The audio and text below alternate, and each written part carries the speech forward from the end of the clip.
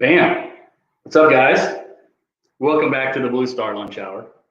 I am Joey Ikes, as usual. But as not usual, John is running a couple minutes late. We are going to go ahead and get started, though, and John will join us very shortly. It's an interesting time in the off season where mini camps are starting to kick up. Things are starting to move a little bit closer to to real life football, right? The OTAs and mini camps, I kind of group them together a lot when I talk about them, as you just hear me say OTAs and mini camps. They wind up grouped together a lot for a lot of reasons, and they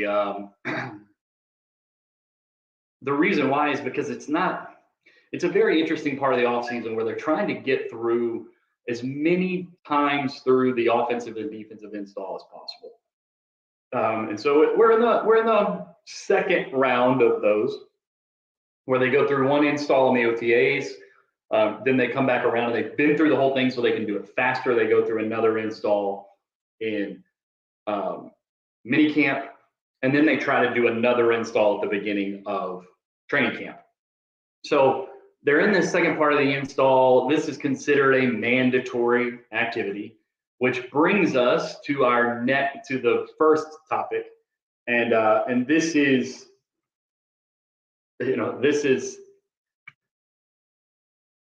interesting in that CeeDee Lamb has, as far as we know, decided not to take part in, not to show up for this Cowboys minicamp, this mandatory, supposedly, minicamp.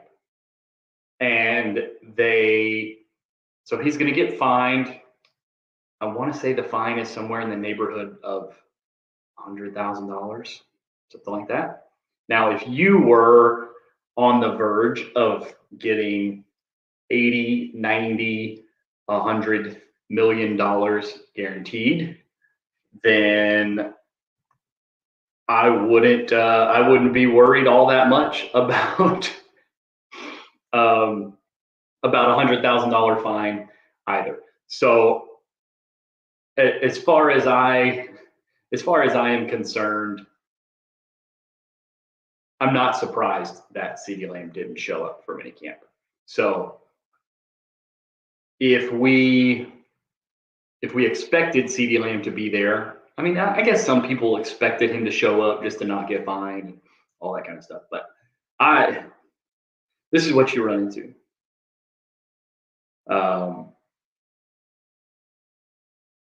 And John and I had this whole conversation last Tuesday, about how these reps are valuable. These reps are important. A lot of people like to play, it's just OTAs. It doesn't matter. Talk to me in August. But then they like to turn around and in September and in the first part of October, in the first part of the season, talk about how these teams aren't ready to play and it's still the preseason and all that kind of stuff, while at the same time talking about these May and June reps like they don't matter. There he is. What's up, John? How's it going, guys? How's it going? It's hot out here. Yes, it's hot here too. We just had appliances show up to our house. So our door's been open to our house for the last 20 or 30 minutes. So it's a little warm here. Yeah. Today is the first day of triple digits. Nice. Yeah, we've lived there a few days over the course of the last few weeks. We're just preheating here in Southeast Texas. So. I'm literally melting before us, but I'm ready for today. Let's go. There you go. Cowboys, baby, mandatory minicamp week. Absolutely. Of June. Absolutely. I was just talking about the fact that CeeDee Lamb didn't show up, right? And the fact that, hey, this means he's not a leader, Joey. This means he's not a leader. There you go. There you go. He's not leadership material, right? I'm so excited to see my buddies over at, the Ticket and 105.3 talk about how crappy of a leader CeeDee is, and that he should be, maybe they should trade him. Imagine the trade package they could get for CeeDee Lamb. It would probably be pretty good, huh? Oh, yeah. Yeah, it would probably be pretty good. You're right. But I was just talking about how we talk all the time about how teams aren't ready to play when the season rolls around, how they can't get enough reps, how these offenses start the year out of sync and all that stuff. We talk about that in September all the time. Yet in May and June, we talk about, oh, it's just the offseason. It's just the OTAs. They'll be ready to play. It'll be fine. They're just doing the install. And then when the receiver runs a wrong route and the quarterback throws an interception, we talk about how they're not on the same page. They need more reps together, all this kind of stuff, right? So it's this same thing we talked about with the offensive line last week, right? Mm-hmm. And so I was talking about that in the context of CeeDee, and that, like, does it really matter that CeeDee's not there? No, not really. CeeDee's going to do CeeDee things regardless of whether he shows up at minicamp or not. But in the scope of the overall offense, right? Now somebody has to, when they're doing the install, somebody else has to fill in the CeeDee Lamb role, and now they're not doing their normal role. Or somebody else, things have to get shifted around to account for these things. Mm-hmm. Now maybe the right thing to do is just take Ryan Flournoy or something like that, who's the wide receiver 6, and put him in CeeDee's role, where everybody else can kind of be doing the same things. But now you're just pumping targets to Ryan Flournoy instead of 7. I don't know how that works out. But anyway, it's interesting. I want your take on this, because to me, this stuff matters, right? They wouldn't have it if it didn't matter. The coaches wouldn't complain about not getting practice reps if it didn't matter. What's your take on kind of the guys being the leadership stuff aside? That we had that conversation. I think it's been beat to a pulp over the last week or so. What's your take on the guys being at minicamp? I think it depends on, one, their experience level, and 2, what position they play. I think there's positions like offensive line. I think these reps are extremely valuable for the offensive line group, for building continuity, for getting the steps right, and especially for these guys like Tyler Guyton that are switching sides. You need all the reps you can get of mastering those new movement patterns. I think that's extremely important for offensive linemen, especially. And especially, from the experience point, the younger you are, the more important they are, because getting those valuable reps to get comfortable with the scheme, to get comfortable with your teammates, to get comfortable with the NFL speed, the physicality, all of that kind of stuff is important in these reps. Even though they're not tackling, they're still, for wide receivers and DBs, a lot of it is pretty live as you can get, with the ability to press, ability to play physically in those situations. There's a lot that you can gain. There's a lot of value for especially the youngsters, like the Flournoys, like you were saying, that they can get in these type of situations. But for players like Zach Martin, for example, I even said how important it is for offensive line. But for a guy like Zach Martin, he can skip these all day, every day, and he's going to be the exact same guy he would have been. I've mentioned on previous podcasts how guys like Joe Thomas, he said he didn't practice at all, basically, his last 5 or 6 years he was with the Browns. He didn't participate in training camp practices. He didn't participate in the weekly practices. He basically did walkthroughs and those type of game simulations where, you're learning like more scheme things, like when they're in a boss front, this is how we're going to work our combos. Those are the only types of practices that he would be involved in. All these kind of installation stuff, he would just, it's not necessary for the punishment it's going to put on your body, for especially the older people. And, guys on this team, guys like DeMarcus Lawrence, they don't need to be at these mini camps. I don't think. I think CeeDee Lamb is just now getting to that point of his career where he doesn't have to be there. You would like him to be there, but especially given that he's played with Dak for a long time. If we had to say Dak leaves next year and it's the Trey Lance era, you want your receivers to be there. You want CeeDee Lamb to be there so they can gain that familiarity with him, the timing on routes. When I see this type of coverage, this is when you're going to break it off. These are your route break indicators. Those type of things are very important. But like I said, when that's not the case, it's not really that necessary. And it's a position like the running back position. I don't think that there's a lot of value that can be gained for running backs outside of, pass protection stuff, learning who is what in the box, who's who. What does JT say? Who's who in the zoo? Yeah, yep. Who's who in the zoo? Exactly. Learning stuff like that. But you're not going to learn much about like their ability to take on contact, their ability to churn through contact, their ability to, run through arm tackles, because running back is such a physical position that without the ability to tackle to the ground, you lose a lot of what makes them. You can evaluate some of the vision stuff, but even that is not great because you're not playing 100% physically. So It's just, I think you have to take it on a case by case basis. I think when people try to paint with a broad brush where they try to put everybody into the same little pockets, it kind of creates issues, especially when we're talking in like the media zeitgeist.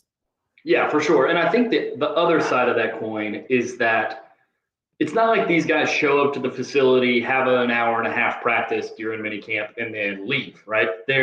This is essentially like it's a mini camp, right? It's a mini training camp. They're there all day. Like it's meetings, it's, workouts, it's physicals, it's, all this kind of stuff, treatment with the trainers, all that. So I think almost more of like if CeeDee wants to not practice because he doesn't want to blow his knee out, knock on wood, in an OTA or mini camp practice, and mess up his possibility of getting a contract this year, I get it, right? Like, don't mess with your money. But on the other side of that coin is, we saw Trayvon Diggs do this last year. He kind of held in, right? He was there, he just didn't go on the field. And it's like, Trayvon Diggs does not need to be out there, especially in, year 3 of the Dan Quinn defense where all we're running is, cover 1, cover 3, and cover 2. Like, Trayvon Diggs doesn't need to be on the field for those mini camp installs. But it sure as heck is valuable for him to be there, in those meetings. And, the Cowboys are lucky in this situation where we talked about this.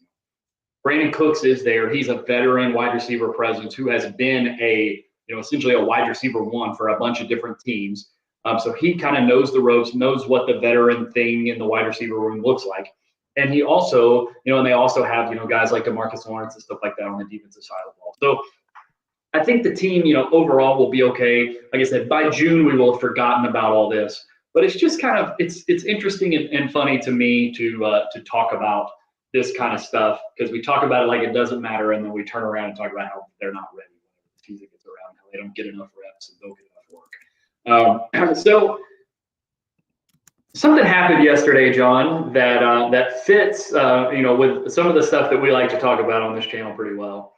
There was a pretty significant contract signed in the NFL world yesterday, and that is one Justin Jefferson, who basically, as soon as Nick Bosa signed his contract last offseason, it became very clear what Justin Jefferson's contract was going to look like. For some reason, it takes these things a year to work themselves out, but whatever. So Justin Jefferson signed yesterday a 4-year, $140 million contract with $110 million was the original reported number guaranteed. And let me see what the signing bonus was, because I don't remember. In the neighborhood of 37, almost $38 million signing bonus. The fully guaranteed money, the guaranteed money at signing is about $89 million. So he wound up with about 65% of the contract fully guaranteed. So if we look through this contract, there's the question, like, does this contract become a template for what the CeeDee Lamb contract is going to look like? And John, maybe you remember better than I do. Do you remember ever hearing reports from, trusted, beat insider type people, anything said legitimately publicly that CeeDee Lamb was waiting on the Justin Jefferson contract to be signed? No, I was honestly going to ask you the exact same thing, because it's kind of one of those things that, like, no media person will put it in like a story or an article where they like report it. Mm-hmm. But when you see on Twitter, they're like, why does he have to sign? He doesn't have to, there's no need to sign until after the Justin Jefferson. He's just wasting his money, blah, blah, blah, blah. And it's like, how much do you take? Are you reporting that's the case, or are you saying that that's your read on the situation, or is that something that you talked about with the agent and he just said, hey, keep it on the low, this is background, don't report it, but you can use it as background to help get news scoops and stuff like that? So it's kind of like in a weird gray area of it, where I could see it kind of going either way. But for us on the outside who aren't having those insider discussions, or who don't have a source that is talking to them about that, like I don't have a source for that. I'm guessing you don't either. That's why we're asking this question. It's hard to read. It could go either way. I would guess that maybe someone's agent would have said something, just because agents are really bad at staying quiet about anything. Yeah. They're always talking, and that's and for anybody who's new or wanting to get into the media game, take what agents say with a grain of salt. Always confirm with non-agent sources, because they're 110% going to tell you what's best for their client, whether it's true or not. They're going to try to fabricate storylines, or they're going to tell the truth. Whether it just depends on whether that paints their client in a good light. So it's very important to take what they say with a grain of salt and to confirm what they say with other sources, no matter what. Absolutely. And it's one of those things where, in order to believe that CeeDee Lamb's agent was advising him not to sign until after Justin Jefferson signed, there's a little bit of, they have the same agent. And so if the agent is advising CD not to sign until Justin Jefferson signs because that will help him get more money, why is he not also advising Justin Jefferson not to sign until after CeeDee Lamb signs, because that would help him get more money? Thank you. Before you get into this, it annoys me so much when everybody's just like, oh, you have to, he's going to wait. I don't understand why people don't think that CD's just not waiting. There's no point in him. Then why did Devontae Smith not wait? Why did AJ Brown not wait? Are their agents just dumb? Are they just giving away free money? Because I've talked to a lot of agents, behind the scenes, and they don't be giving away free money. If they think that waiting a month is going to get their guy $3 to $5 million more over the lifetime of their contract, they're going to do that 10 times out of 10. The fact that they're not doing that means there are other ways to get to the point that they were going to be at that point. There is future forecasting. Teams that are, like you have said many times, there are teams that are, if you're going by the Cowboys' recent history, almost every other team in the NFL is much better at forecasting where these contracts are going to go and where they're going to ultimately stand. And that's why you don't see them put in these situations year after year after year. Maybe they're in it with, one guy or a couple, or one guy every few years, but that's because they're doing it on purpose. There is something in that player's world or in the contract discussions that is causing them to be delayed. It's hard for me to put it into words, but it's just the fact that no other team gets put in this situation as repeatedly and consistently as the Cowboys do. Yeah, you never hear another team. I'll use T. Higgins as an example, right?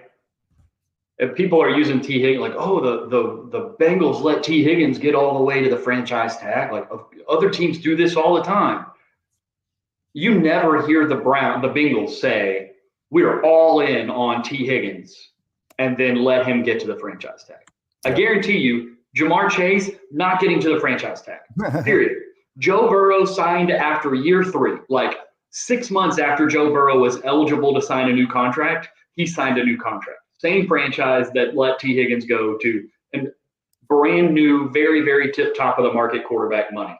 So, like you said, and I put this together yesterday, where a lot of people were talking about how none of the guys who signed this year after their 3rd year are as good as CeeDee Lamb.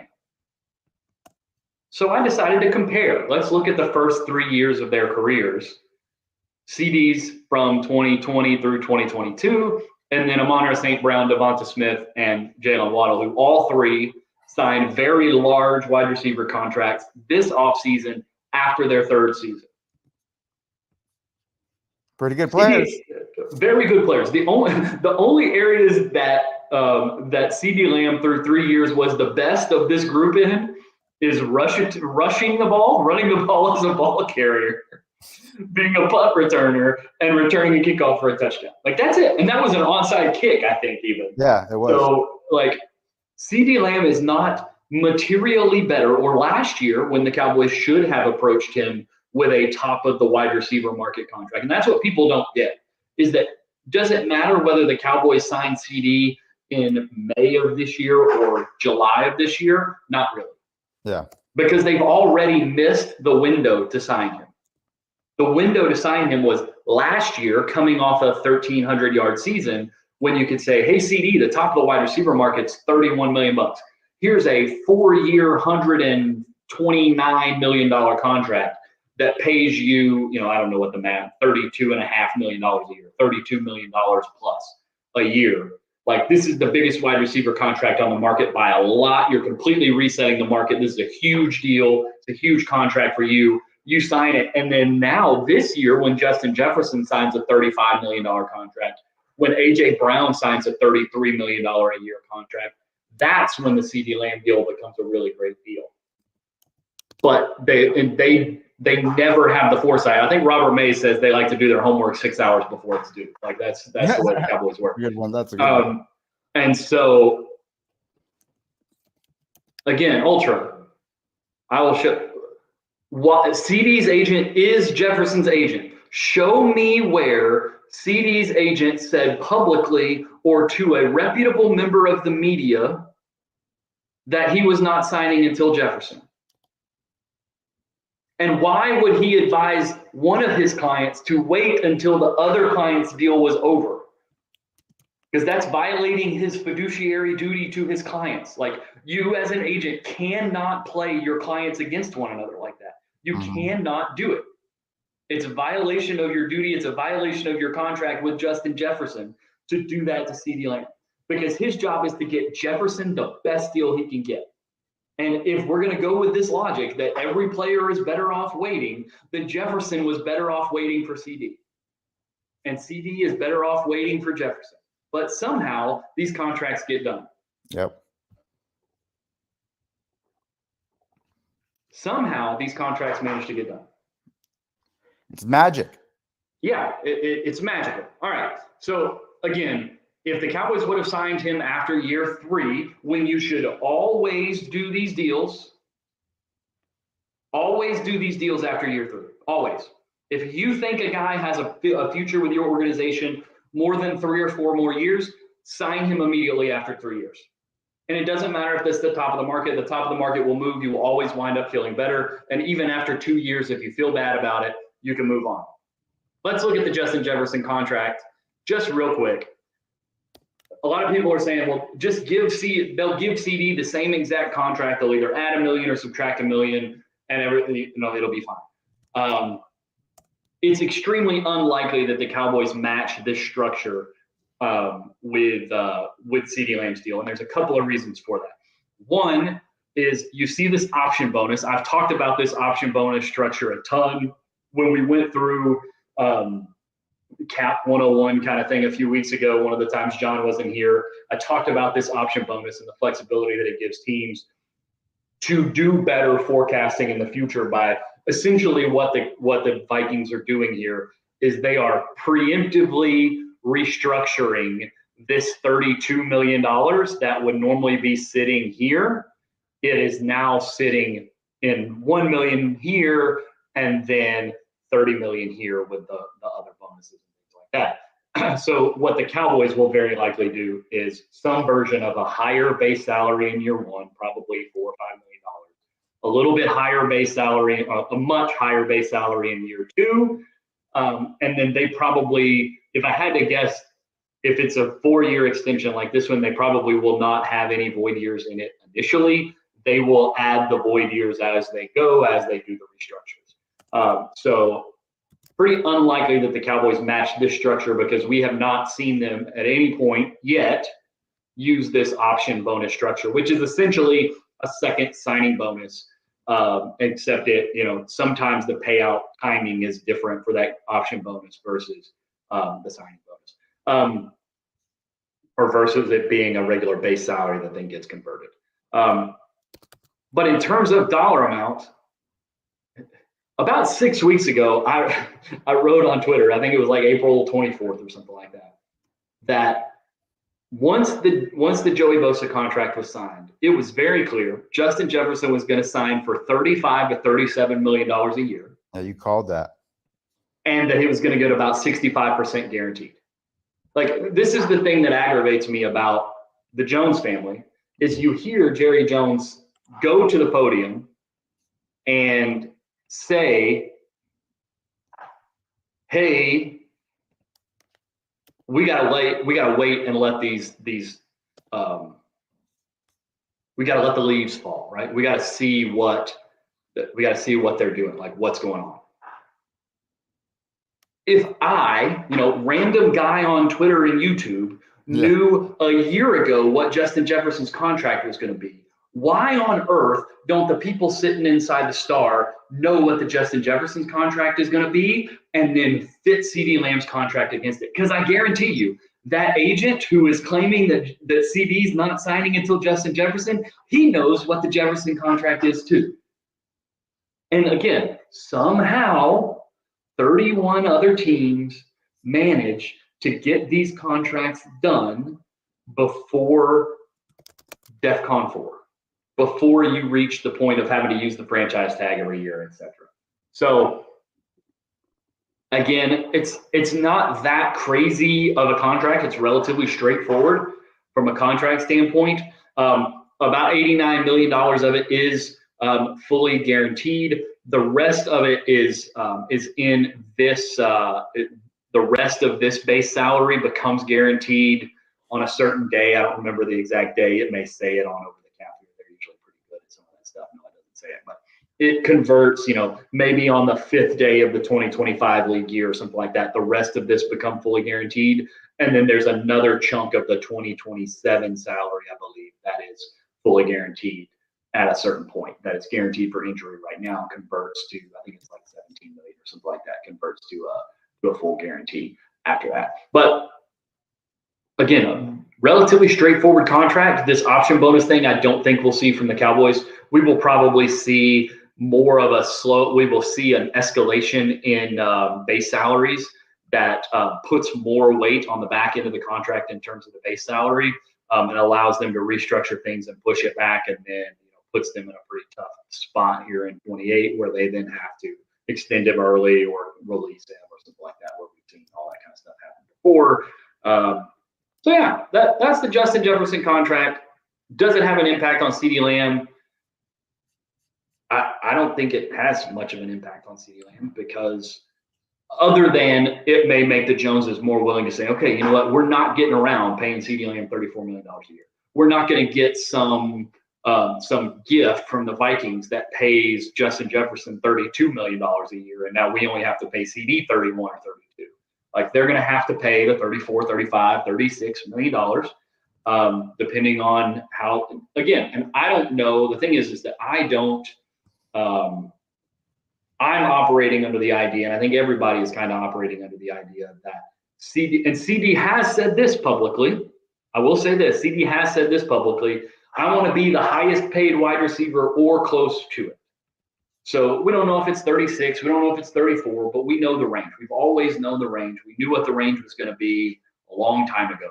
Mm-hmm. And that's why I say the Cowboys could have projected this range and paid early at 31 before CeeDee reached this range and been just fine.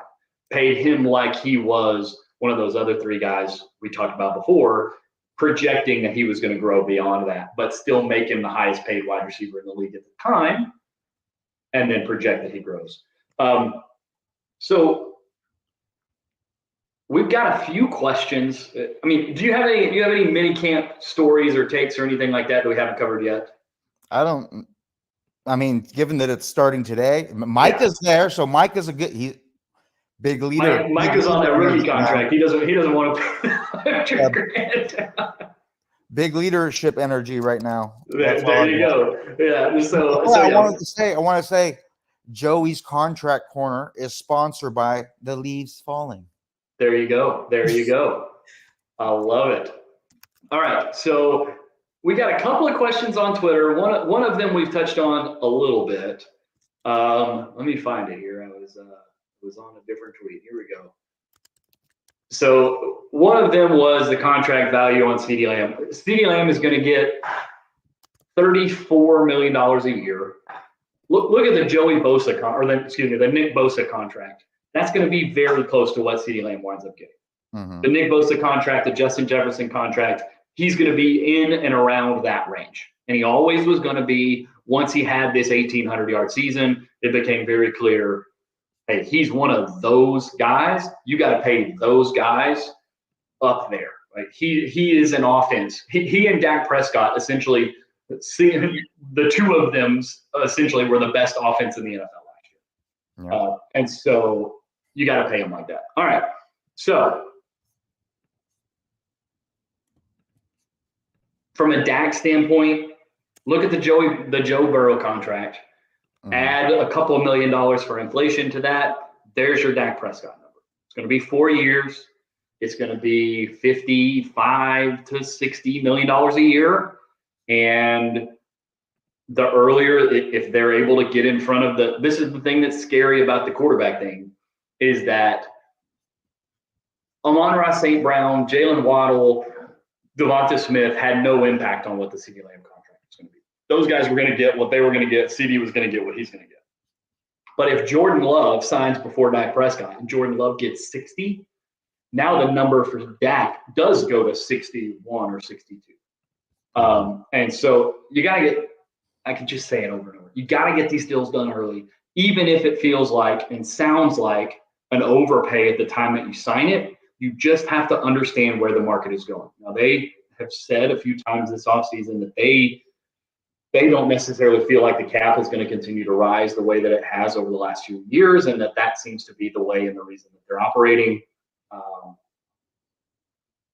That we don't really have any reason to believe the revenue growth is going to slow in the NFL, and that's the only thing that will slow the cap growth. So that's where that comes from.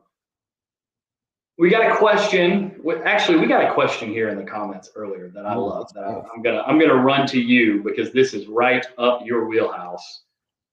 Is Damone Clark actually a good fit at Sam? Which it seems like he's playing some Sam this year.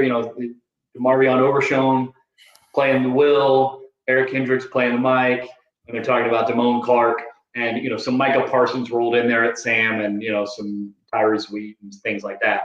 Is Damone Clark actually a good fit at Sam linebacker? I have my own questions about this. What are your thoughts? Yeah, I think it's important to know what the Sam does in a Mike Zimmer scheme historically. Maybe he'll change a little bit this year, given the Cowboys personnel. So in the past, Mike Zimmer, you typically think of the Will, Mike, and Sam being the weak side, middle, and strong side linebackers. But in Mike Zimmer's defense, it can play out a little bit differently. There are going to be a lot of times where the Will, Mike, and Sam are the weak side, middle, and strong side backers. But what Mike Zimmer likes to do is he has the Will linebacker always travels with wherever the 3 technique is. So wherever the 3 technique lines up, whether it's on the strong side or the weak side, depending on if they're doing an over or an under front, what type of front they're running. But the Will linebacker is always going to be lined up, if not right behind the Will, somewhere in the vicinity of one of his feet will always be inside one of the feet of the Will linebacker. So that is, or the 3 technique. The Will linebacker's feet will always be inside one of the 3 techniques feet on the. John, you ready to feel real old right now? Yes, I am. Look at the date on this article. 2013. Woo! When the Cowboys hired Monty Kiffin. I wasn't even out of college yet. Some guy, I don't know who this guy is, wrote about how the Will linebacker in most 4-3 defenses follows the 3 technique. So looky there. The strong side of the defense, Will linebacker, because he's lined up behind the 3 technique. So that's the over front there. And again, we'll talk some of the schemes. This is a good time to talk a little bit of this tiny little scheme stuff, right? John, talk to me about this front. We call this an over front. So they might call it an over dink front if we're getting real specific. What sets the difference between the over front and the under front? The over front, the 3 technique is playing to the tight end. The under defense is when the 3 technique is away from the tight end, essentially. Absolutely. So I think the way that I always thought of it was I based it off the nose tackle. The one. Yeah, I was gonna say that exactly. You can either base it off the nose or the 3. In an under defense, the nose tackle is to the strong side, and an over defense, the nose tackle is to the weak side. And so what winds up then happening is you wind up with your Will linebacker actually playing on the closed side or the strong side, and the Sam linebacker playing on the weak side in an over front versus an under front. So I love that you brought that up because I still remember writing that article 11 years ago now about that Cowboys defense and the way that they were going to switch that and how it was going to be based so much on. We talk about the 3 technique and a 4-3 defense all the time, and how that's really the basis of that where that will linebacker goes. Sorry to steal your thunder there. So go back to Damone Clark. No, but what you'll see from traditionally on a lot of downs, this is the thing that's important with defense is it's just like most of the time, a large portion of the time, because you can add in wrinkles that make these things null and void, or you play the Sam differently than what he's traditionally do because of the offense you're facing or the personnel that you're facing, what have it be. But the Sam linebacker typically plays a little bit closer to the line of scrimmage than the Mike or the Will, and he typically plays a little bit more on the edge of the offensive line. Now, one thing that you see a lot of teams do is they have their Sam linebacker lined up in a 6 technique or a 60 technique, depending on if they want to have them up on the line of scrimmage or a little bit more back. They use them there to either bump the tight end going out or to try to mess with the protection. So the tight end has to account for someone who's not, your definitive defensive end, your best pass rusher on the edge. You're trying to create some indecision there. But there's a lot of things that they can do on the edge. They're doing a lot of spot dropping. They're getting a lot to the flat, to the hook curl area, those type of things. They're helping set the edge for the defense. They're helping, especially when they're lined up outside of those defensive ends. A lot of them are the turn back player in the run defense. They set the edge of the defense. You don't want anything getting outside of the Sam linebacker when he's on that strong side, usually. So those are the type of things that traditionally a Sam linebacker can do, combined with a whole lot of other stuff that are more traditionally Will and Mike linebacker responsibilities, but you can see the Sam do that. But I think Damone Clark can do it. The one thing that I think that people forget, because Damone Clark's was one, he had a lot of mental responsibility last year and he played inside a lot, is this dude is arguably, him and Micah are the 2 best defensive athletes, not only on the Cowboys, but 2 of the best athletes playing defense in the entire NFL. I mean, Micah Parsons, I think on a few occasions, that the only defender that really gives him a run for his money in sprints is Damone Clark. He's the only guy that people think can beat Micah Parsons in a 40-yard dash. And when you have that kind of speed and athleticism, trying to leverage it in a Sam linebacker role, I think is something that could work for him. Now, he hasn't done it a lot. He's going to have to do something taking on blocks a lot better than he has in the past. But it does take a lot of kind of the mental load that he has on a play-by-play basis. It's a lot easier on Sam. The picture that you're looking at is a lot smaller, whereas the Mike linebacker is kind of looking at the entire offensive picture to try to figure out calls, checks, those kind of things. He won't have to worry about that as much as Sam, and I think that'll allow him to play faster. I think in the past, we've seen the Cowboys defenses, especially with Dan Quinn, how he likes to use his will linebacker actually to play on the edge a lot, is when they would put Leighton Vander Esch over there. And I know you, me, a lot of people would get so upset because Leighton Vander Esch he's not a pass rusher off the edge. That's just not something he does. He doesn't have the athleticism, the body type, kind of the movement patterns to do it. Now, Damone Clark does have a little bit more of those skill sets. You see him when he's rushing the passer a little bit more. He's not a straight line. You see him using those kind of club arm overs where he's setting them up to one side and then jumping over to the other. Those type of things, those type of rushes lend themselves to rushing off the edge a little bit more than rushing from kind of an interior perspective, from a middle linebacker's perspective. So I think the biggest thing for Damone Clark is just to take the mental load off of him, and doing that at Sam linebacker may enable him to play better just by that fact itself. Yes, I agree. I think, physically, he's not what you typically think of when you think of like a old school 4-3 Sam linebacker, on the edge, basically lined up like a Sam 3-4 linebacker, right? That guy. Yeah, he's not like, do you remember with the Bears when they had Brian Urlacher and they had the other guy, Briggs? Briggs was the will, yeah. Yeah, that's kind of like the traditional dominant Sam-ish type of linebacker. He, especially toward the end of his career, he played a ton of Sam, and he was fantastic there. And that's kind of when I think of the prototypical Sam linebacker, I think of Briggs late in his career with Brian Urlacher.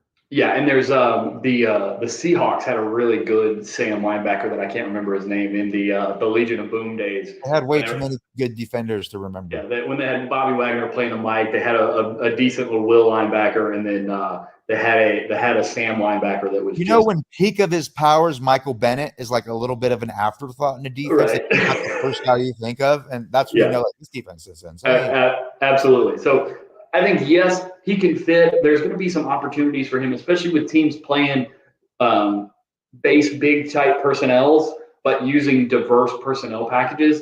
Having a guy like Clark who can play in space as your Sam is actually a really good fit because he can go kind of be that overhang, split the difference between a detached tight end and the end man on the line of scrimmage, and all these sorts of things. He gives you a little bit more optionality in space with the Sam linebacker than you would have with one of those kind of bigger, longer, more traditional downhill type Sam linebackers. So I think he is a pretty good fit. Any other thoughts on the defense going through this mini camp process? What are we looking for? What are we looking to hear from the defense as we go through these mini camps? Like one, I'm just interested. Like I've kind of given up that we're going to hear about this before I physically have to go to training camp and see it with my own eyes and give the folks the news that they need. But I want to know how these guys are aligning. What techniques are they aligning? What are the defensive tackle stances?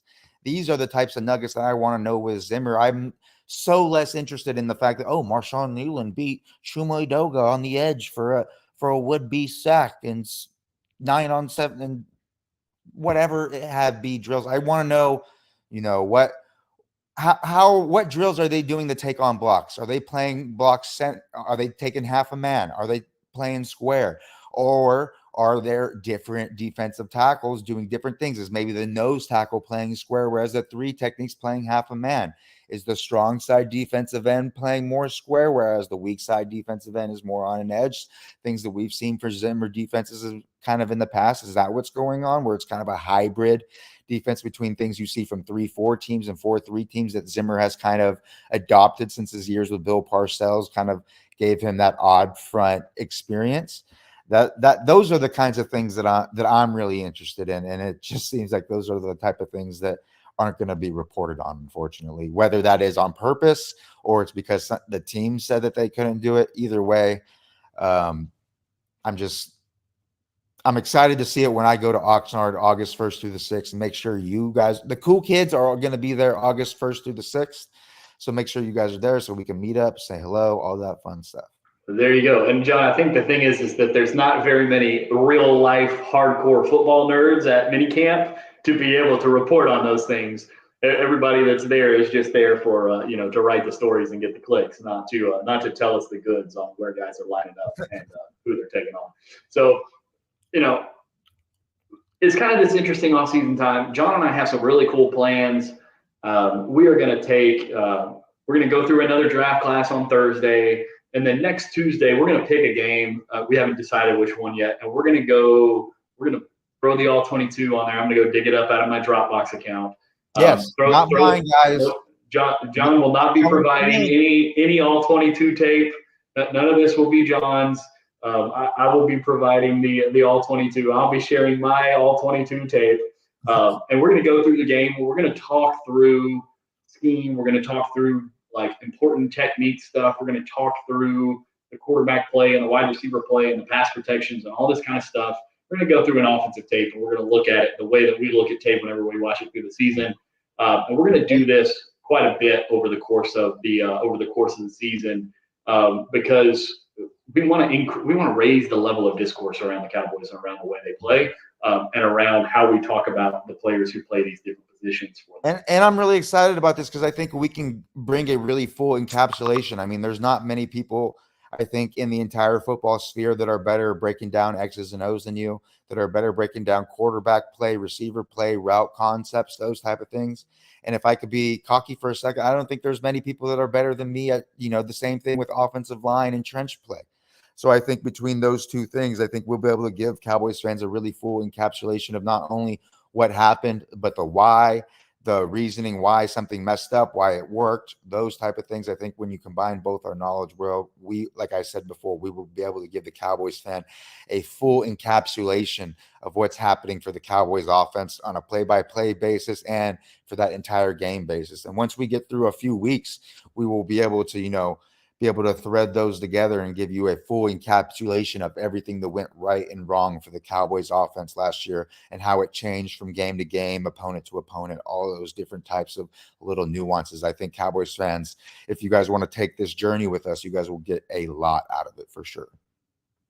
Absolutely. I agree 100%. John, we're about 45 minutes into this. This is a good, solid lunch. I think we're going to call it a day. We will see you guys on Thursday. We're going to do the 2021 Cowboys draft class. So that's a pretty decent one with a pretty decent football player at the beginning there. We'll go through that draft class. We'll break it down. Where are they at going into 2024? As of now, thank you guys so much for joining us. Have a great day and a great rest of the week. Thanks.